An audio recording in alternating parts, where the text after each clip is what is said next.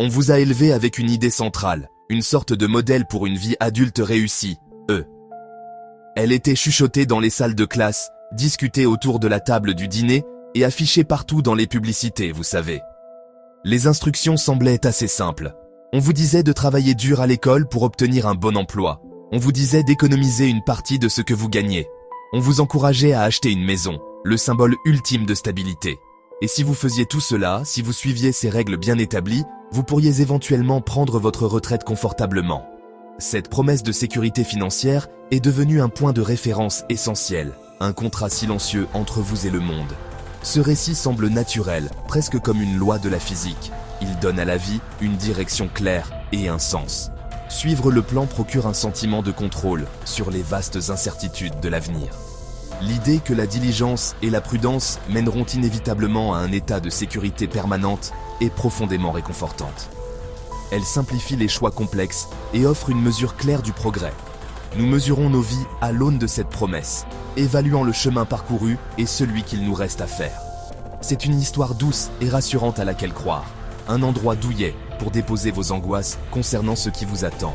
Le pouvoir de cette promesse réside dans son universalité. Elle transcende les cultures et les générations, adaptant sa forme tout en conservant son message essentiel. Vos parents l'ont probablement poursuivie, et leurs parents avant eux. Elle est tissée dans la trame même de nos aspirations sociales. Les médias la renforcent quotidiennement, présentant des histoires de ceux qui ont réussi en suivant le scénario. Pourtant, le monde dans lequel cette promesse a été forgée n'est pas le monde que nous habitons aujourd'hui. Les repères fondamentaux qui guidaient autrefois les générations ont changé, et le sol sous nos pieds semble moins solide qu'il ne l'était. Autrefois, le concept d'un emploi à vie n'était pas un mythe, mais une réalité tangible pour beaucoup. On pouvait intégrer une grande entreprise ou une institution publique après ses études et raisonnablement s'attendre à y rester jusqu'à ce qu'une montre en or et une pension marquent son départ. Cette relation à long terme crée stabilité et loyauté mutuelle, devenue extrêmement rare. Aujourd'hui, ce paysage a été complètement redessiné. Le parcours professionnel n'est plus une ligne droite, mais une série de sauts imprévisibles et chaotiques d'une organisation à l'autre. Les contrats temporaires, les emplois indépendants, l'économie des petits boulots ont remplacé la permanence du passé. L'idée de prendre sa retraite de la même entreprise où l'on a commencé semble être une relique d'une époque révolue. De même, la promesse de la retraite elle-même est devenue plus complexe et incertaine. Les systèmes de retraite parrainés par l'État sont sous pression constante et sujets à de fréquentes réformes. Le simple filet de sécurité garanti sur lequel nos grands-parents comptaient est désormais une équation complexe de performance du marché, politique gouvernementale, responsabilité individuelle. Le rôle de nos institutions financières s'est également transformé. Elles semblaient autrefois des piliers immuables, des gardiens sûrs. Aujourd'hui, ce sont des entités mondiales entrelacées avec des marchés volatiles, et le souvenir de la crise de 2008 persiste comme un rappel que même elles ne sont pas infaillibles. La technologie a encore accéléré ce changement, révolutionnant la façon dont nous gagnons, dépensons et épargnons. Les règles du jeu ne sont pas seulement en train de changer, elles sont en constante évolution, réécrites par les changements économiques, l'innovation technologique, les décisions politiques. Ce qui semblait solide et fiable pour une génération précédente semble maintenant fluide et imprévisible. Les certitudes se sont érodées, remplacées par un sentiment omniprésent de contingence. La promesse de sécurité était bâtie sur emploi stable, institutions stables, règles stables. Mais nous vivons maintenant dans une ère d'instabilité. Cela ne signifie pas que la promesse était un mensonge, mais plutôt que les conditions qui la soutenaient ont fondamentalement changé. Reconnaître ce changement n'est pas un acte de pessimisme, c'est un acte de réalisme, le premier pas nécessaire pour naviguer dans le monde tel qu'il est et non tel que nous souhaiterions qu'il soit. Ce sentiment de sécurité, aussi réconfortant soit-il, masque souvent une dépendance profonde et silencieuse. La plus courante et la plus puissante d'entre elles est la dépendance à un salaire unique et régulier. Vous comptez sur ce revenu pour tout. Il paie votre loyer ou votre hypothèque. Il maintient les lumières allumées. Il met de la nourriture sur la table. Il couvre vos remboursements de prêts. Il couvre vos frais de transport. Il couvre l'éducation de vos enfants. Toute votre structure financière est bâtie sur l'hypothèse que ce flux d'argent continuera, sans interruption, mois après mois. Pour beaucoup de gens, il y a très peu de marge de manœuvre. Une partie importante de la population vit d'un chèque de paie à l'autre. Cela crée une vulnérabilité cachée que nous choisissons souvent d'ignorer. Si cette source de revenus principale devait soudainement s'arrêter, licenciement, maladie, faillite d'entreprise, tout l'édifice commencerait à s'effondrer avec une rapidité alarmante. Le stress est immédiat et immense. De nombreux ménages n'ont pas de fonds d'urgence pouvant couvrir plus de 2 ou 3 mois de dépenses essentielles. Les filets de sécurité qui existent, tels que allocation de chômage, indemnité de départ, sont souvent insuffisants pour remplacer entièrement le revenu perdu et peuvent ne pas être universellement disponibles. Cette dépendance transforme votre emploi d'une source d'opportunité en une contrainte. Considérez la simple réalité quotidienne de cette dépendance. Vous planifiez des vacances, signez un bail, prenez un prêt auto. Chaque décision approfondit la dépendance. C'est un marché silencieux avec le destin. Un peu de liberté contre la prévisibilité. Le chèque de paie apporte de l'ordre, mais il dépend de facteurs hors de votre contrôle. Ce n'est pas un échec moral, c'est structurel. Spécialisation, un seul employeur, un seul pilier. La conception rend le système fragile. La sécurité perçue du salaire est une marche sur la corde raide, sans filet si vous n'en construisez pas. Une deuxième forme de dépendance découle de notre confiance aveugle dans les grandes institutions. Vous placez votre foi dans les banques, les compagnies d'assurance, le gouvernement, persuadés qu'ils sont là pour vous protéger. Vous déposez vos économies, payez vos primes, vos impôts, cotisez à la sécurité sociale. Cette confiance est un lubrifiant essentiel. Cependant, elle crée une fragilité subtile.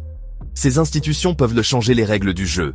En crise, les banques peuvent restreindre l'accès à votre propre argent. Les gouvernements, face aux pressions, réforment les retraites. Âge relevé, prestations réduites. Les assureurs peuvent invoquer des exclusions et refuser des demandes, vous laissant sans protection.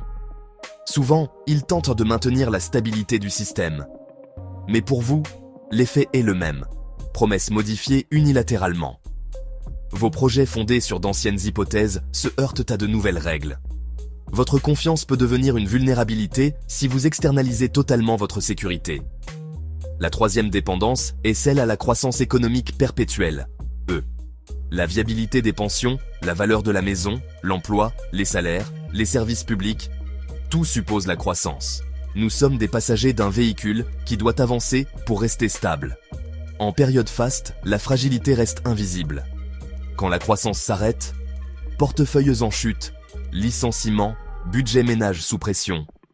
La stabilité d'hier était conditionnelle, pas intrinsèque. Une pandémie, une guerre, une pénurie, une bulle. La vague de prospérité masque les rochers. Le langage optimiste promet le retour de la croissance. Peut-être vrai à l'échelle historique, mais peu consolant pour l'individu touché. L'illusion de sécurité nous encourage à ignorer cette dépendance. Dépendance au salaire, dépendance à l'institution, dépendance à l'économie. Elles se cumulent en une toile fragile. Quand vous reconnaissez ces fragilités, une question simple mais profonde émerge. Quand les règles établies du jeu peuvent changer sans préavis, qu'est-ce qui vous protège vraiment? Si un emploi stable peut disparaître, si des institutions de confiance peuvent modifier leurs promesses, et si l'économie entière peut vaciller, d'où vient la vraie sécurité? La réponse ne se trouve pas dans une nouvelle promesse incassable, ni dans l'investissement parfaitement sûr, ni dans l'emploi garanti à vie. De telles choses n'existent plus. La vraie protection vient d'un tout autre endroit. Elle vient de l'intérieur. Elle se trouve dans les capacités que vous développez, les ressources que vous contrôlez directement et l'état d'esprit que vous cultivez. Déplacez votre attention des garanties externes vers la résilience interne. Ce n'est pas rejeter le système, c'est s'y engager de manière plus consciente, comprendre ses règles et ses faiblesses, et construire vos propres amortisseurs. Réduire vos dépendances, augmenter vos options pour que quand un pilier vacille, d'autres vous soutiennent. Changez de question. Comment puis-je devenir moins fragile? Elle remet le pouvoir entre vos mains. La sécurité n'est pas un état statique, c'est un processus d'adaptation et de préparation. C'est la capacité à résister au choc et à naviguer le changement avec autonomie. Les sections suivantes proposeront des voies pratiques.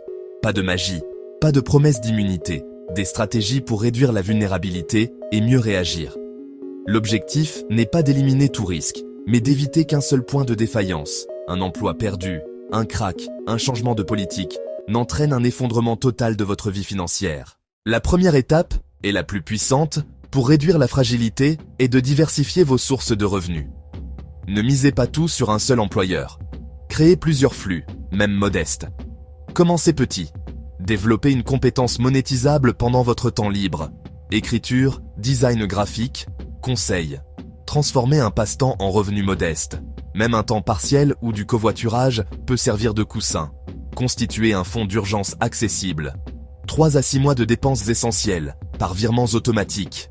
La clé est la constance. Ce fonds est réservé aux vraies urgences, perte d'emploi, facture médicale. Comprenez vos dettes. Étudiants, hypothèques peuvent être rationnelles. Les dettes à taux élevés grèvent votre liberté. Remboursez d'abord le plus coûteux.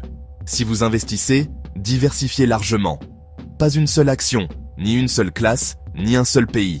Investissez seulement ce que vous comprenez. Le but, limiter le risque d'être anéanti par un seul choc. La vraie sécurité va au-delà du compte en banque. Votre bien-être est essentiel. Exercice, alimentation, sommeil, santé mentale, planification financière aussi. Un filet social, un toit, un repas, un soutien, une opportunité. Entretenez ces liens. Aidez d'abord. Acceptez l'incertitude.